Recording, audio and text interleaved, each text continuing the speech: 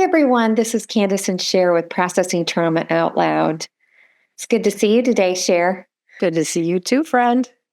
You guys may not be seeing us that are listening. You might just be listening on one of your favorite podcast apps. But Sher and I are also on YouTube if you want to come watch us have this discussion.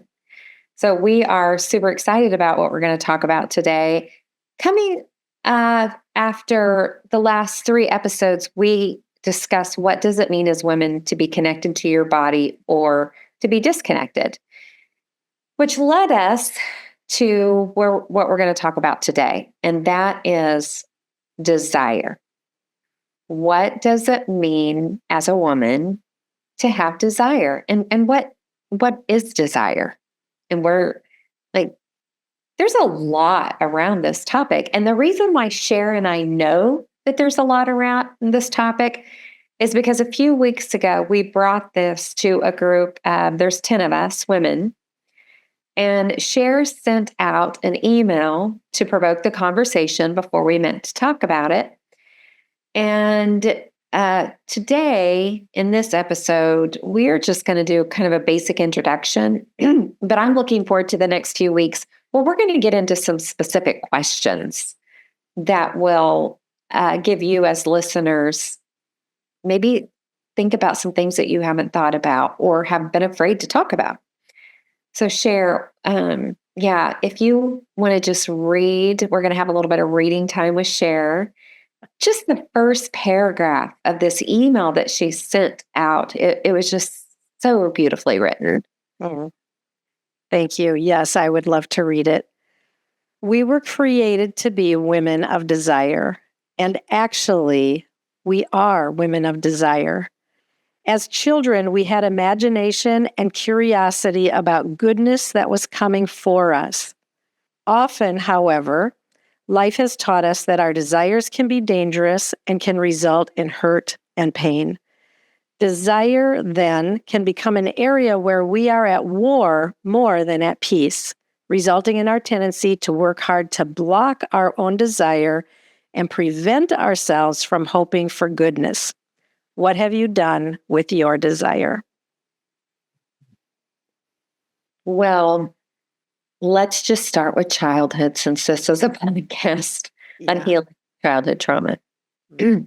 As children, we are born with desire. Now, we can't articulate it for a while, but desire, we believe, is a God-given gift because it's in our desires that we experience the fullness of being human and being all that we were created to be. And so when we've gone through childhood trauma, complex childhood trauma, we eventually have to kill off our desires for goodness, our hopes, our dreams, because it's too painful. And like you said, we get the message, maybe directly or indirectly, that our desires are bad or dangerous.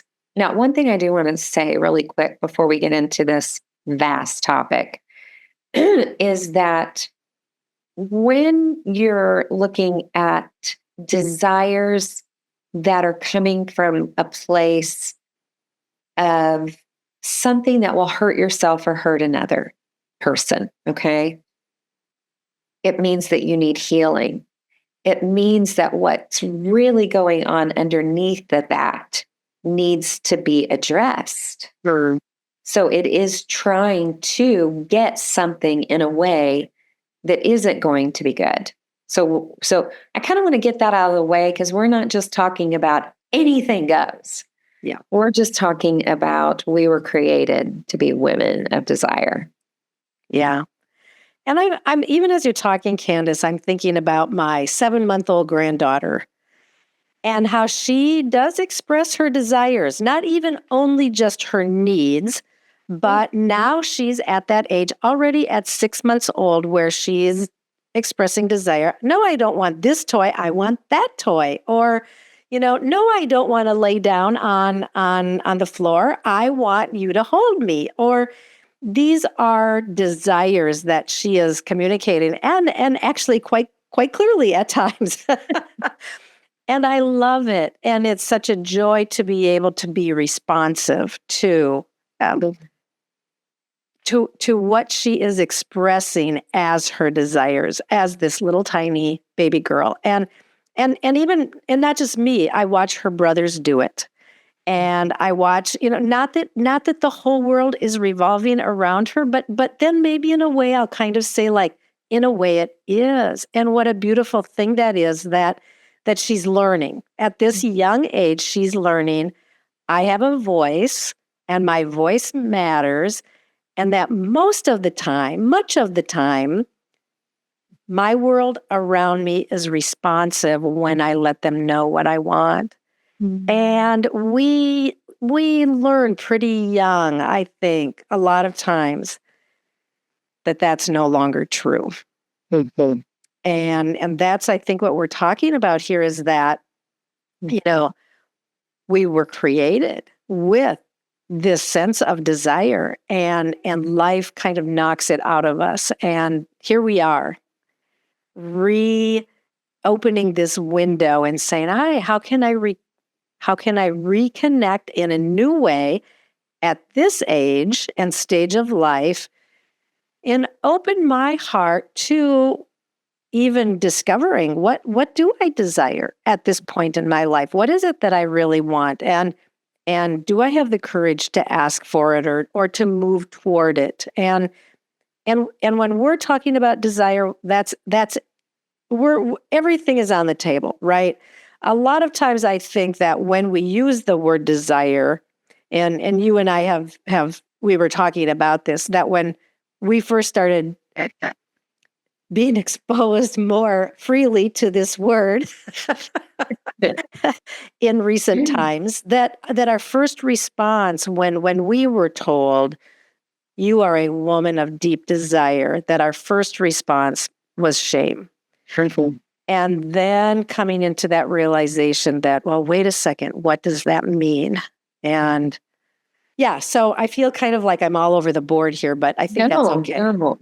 I mean, that's just true. I remember my very first story group, where at the end, when we, spoke blessings over one another, I was named that. And I pulled back because the association of that word with my story, I had not been able to separate out, what was true and what wasn't. And, is desire even okay? And I will say that, we won't go deep into this. I think then we get into maybe religious circles, in the church or whatever. And there's a fear there, right? So instead of being able to have honest conversations about desire and longing and these things that we are created for, it gets shut down. Yeah. I almost feel at times there can be this sense of, and tell me if maybe this isn't correct, but would you say that you feel that women are sometimes ridiculed or mocked for what we desire? Yeah, I think there's a sense that women are needy or want too much, or, are asking for the impossible or whatever. And really, I think what I've come to see is women actually are more accustomed to getting crumbs. Yeah. And so if you, let's just say you have had childhood trauma and you survived on crumbs. Yeah. Right. So you're accustomed to crumbs. So you don't know the difference between crumbs and a feast. Right. But then you're bumping into other people, like, like, why do these crumbs still leave me so hungry for more? Mm.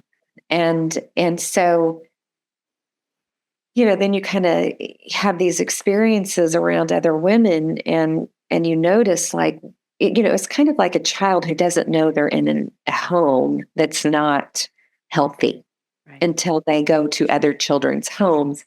For us women, sometimes we don't, we just think this is normal. And then we hear stories of like, whoa, like, how does that work for you? Like, there's so much there. I feel like there's just so much there that I could say, but we need, we need to see a picture of it before we even know it exists. It's so true, Kandace. And I think it has been interesting. The more I step into my healing and the more that I am rubbing shoulders with others who are also stepping into their healing, that it's almost like the sense of freedom to desire more is opening. And as we're able to begin to dream again in ways that we haven't been able to dream for a long time, because of what life has told us is true for us, or the parameters around which we could safely hope or dream. The parameters around which we could voice our hopes and dreams and desires and not be ridiculed or caused to feel like, oh my goodness, what a joke. What you are longing for is just a joke. And so I think it's interesting that the more we step into healing and freedom, the more alive and real our desire is for abundance and goodness and love and wholeness and freedom and connection and beauty and all the things that make our hearts come alive. Yes, I want to go back to this idea of being accused of being needy. I think a lot of women have faced that accusation at some point, in some way, and I can say I have felt like a needy woman at times, but I really have seen it in such a different light since my own healing and being in story group, story work. Okay, so what is the need? What are we needy of? And why are we needy of it?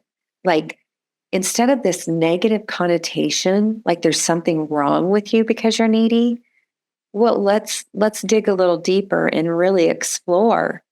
Okay, so well, she's just needy for attention. Okay, well, we were actually created to be paid attention to. So let's talk about where we're needing to help in this process. Yeah. Yeah, I don't know. I just feel like we have simplified and named, we just throw out these words and names and really disregard the preciousness of each and every soul that is really trying to survive. Yeah. Yeah. And now we're not only trying to survive. Yes. And I think that's why our sense, like what you're saying, I agree with 100%, Kandace. Yes, we're trying to survive, and we feel the weight of our neediness. We feel the weight of the things that we're struggling with. And so, yes, of course we're needy. Like, can we normalize that? We are, as human beings, we're pretty darn needy. I mean, Yeah. the typical mammal baby becomes independent within a year. Yeah. Like we were created, I think honestly, we were created to be a needy species. Yeah. And so needy doesn't mean that we don't have abundance even. Like those things coexist, right? I was thinking about, quote, the abundant life, right? Like we're called to the abundant life and we're needy. Yeah. And so bringing those two together, the idea that there's this concept of the abundant life, well, what does that mean? What does that look like? And how do I reconcile that with these needs? Well, we have reconciled it within some of our communities that we just show up. Well, I feel the abundance of life when I show up needy, and y'all are there to help meet my needs. Yeah. It's so true. And I'm just sitting here thinking about how would it change our lives and our communities if we could normalize this? Mm. If we could just normalize the fact that, and we're talking mostly about women, but I'm sure that this is true for men too, in a different kind of a way. But Yeah.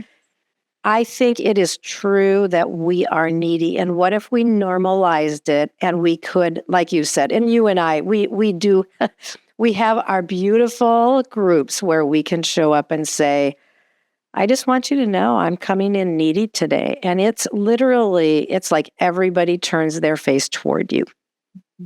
And it is one of the most beautiful experiences in life, I think, to feel that when we have felt a sense of shame around being needy, or when we have gone through life needing to hide and pretend and not speak up and really squelch our bigger desires for abundance or lavish goodness. Well, we're talking about desire and neediness. There's something about those two going together. And just one, I want to just say I saw your emotion there, because I know this is very personal for you right now with just the deeper work that you've been doing in some of your stories. Yeah. And so you're not just talking about this, Sher, you're living it. But what came up for me was, we come into the world needy and we go out needy. Like, we have these needs, right? And so why would we ever get to this point that we don't have needs? Yeah. It really is a continuum of needs in different ways and different seasons. Yeah. So true. And I love where we're going with this today. And I think we're setting the stage for some upcoming conversations where we're going to go into just talking about some areas where we are exploring what does it mean to be women of desire? What does it mean to be women where we can normalize, and where we have and where we are normalizing this? And we want to open the door on this conversation, especially because, frankly, it's just not talked about very much. And as we have come into 2020, wait a second there. One more 20, one too many 20. I'm really lavish here today. As I we're love it. coming into 2025, it's like for both of us, we have this sense of dreaming and desiring and look and opening it up more and more into who we are as wild women, as we have talked about. And so we just, this is kind of continuing the conversation that we started at the beginning of the year. And I'm looking forward to going deeper into some of the aspects of desire and what does it mean to be women of desire. Yeah, I think I want to close out with this thought on my end. To identify your needs and know your needs is the doorway to desire. Yeah. If you don't know your need or feel your need, what are you going to desire? And so, I look forward to continuing this discussion as we go deeper into what does it mean to be a woman of desire, a wild woman of desire. Woohoo! Yeah, love it. Yeah. Okay, good to be with you, friend. Good to be with you too. Love you. Love you.